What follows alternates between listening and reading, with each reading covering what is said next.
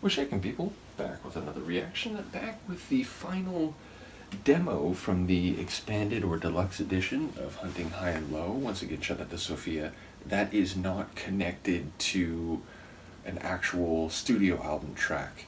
So yeah, this is the last unique demo, and we'll then go back to ending on a high note and finish that release off. So I do appreciate the patience, and once again, shout out to all the folks who've shared AHA and the different releases, non-album tracks, and so on. You are all appreciated.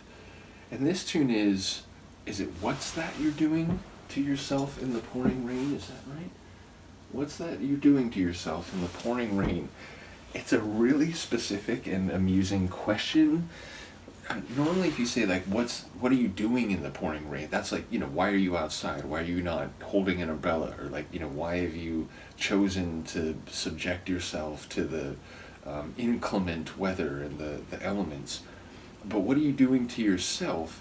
It implies some sort of physical action, like self-directed, and immediately you wonder, like, are you harming yourself? Are you like hitting yourself, maybe not in a way that would actually cause damage, but you're like lamenting some decision. It feels like there's some negative connotation to it, even if it's not explicit and overt. So I am curious about the phrase and wonder what I'll be able to pick up on a first listen. So let's hear it. This is AHA, a demo that apparently didn't end up making the cut, but ultimately is featured in a collection of very early demos in the deluxe edition of Hunting High and Low, 1985, and this is What's That You're Doing to Yourself in the Pouring Rain.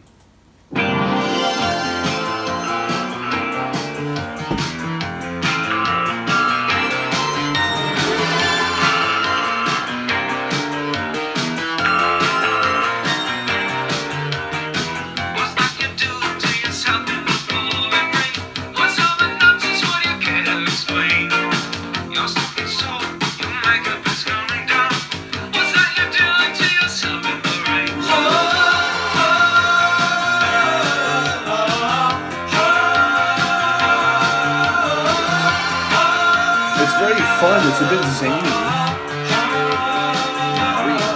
I do like a bit of the electric.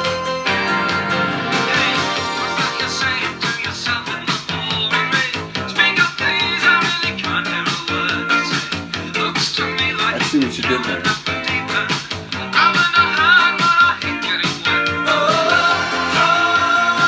So it seems to be more about being in the elements. Why are you out in the pouring rain? Makeup coming down.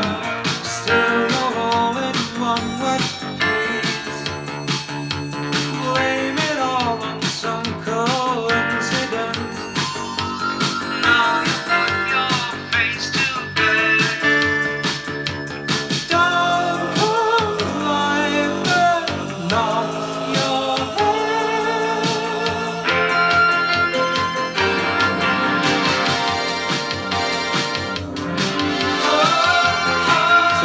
Keyboard work.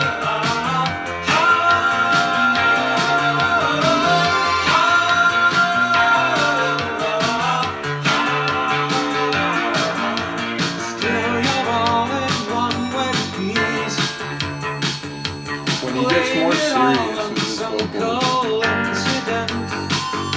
The rain has put your face to bed.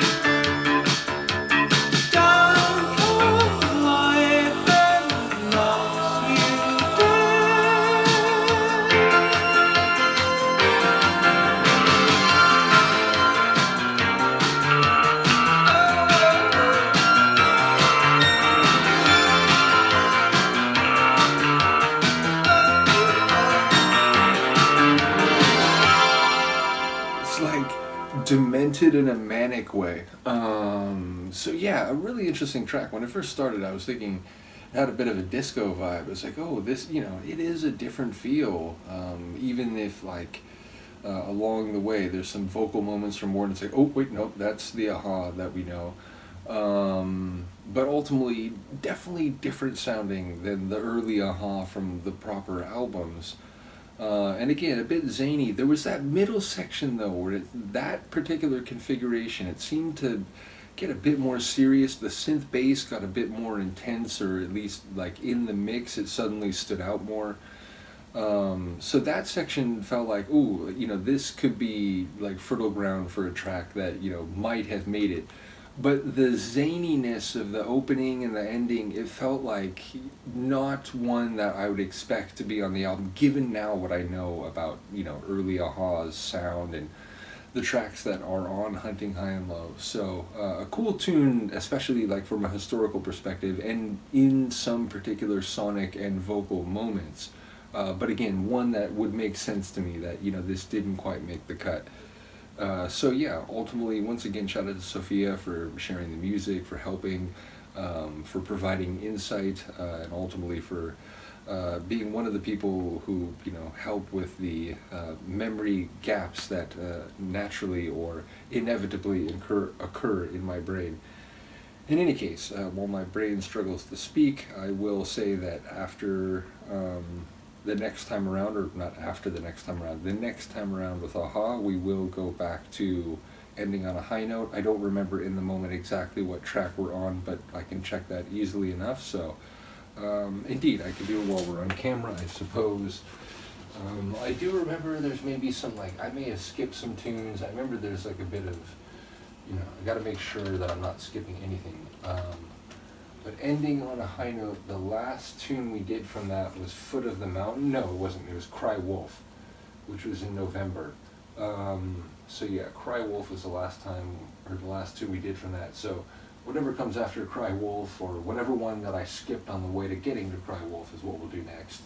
But once again, shout out to all the Aha family that are still here. I have mentioned there's some other deep dives where I've gone through the bulk of the actual studio albums, and it feels like compared to those, there's more of the like full Aha family that's still here, and that's not really a knock on those other deep dives, but it does seem like people are, you know, just glad to be part of this little, you know, Aha related community that's on like this side of my channel, so to speak. So big ups to you, big ups to Luca, who, like, it's crazy, like, for weeks now, she either is here on my lap or she's, you know, on the ground somewhere out in the living room. She never sits here anymore. And then right before this video, she jumped up on my lap, or like, I put her on my lap, and then she was like, no, actually, I think I'm gonna go here. So she hasn't been on camera in the chair for weeks, and yet, here she is. So big shout out to you as well, Luca.